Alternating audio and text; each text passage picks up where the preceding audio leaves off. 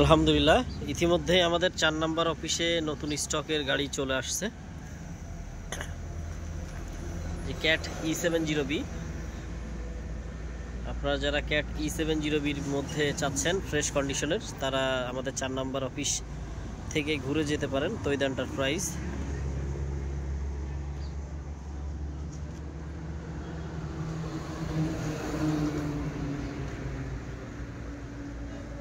হচ্ছে অবস্থা।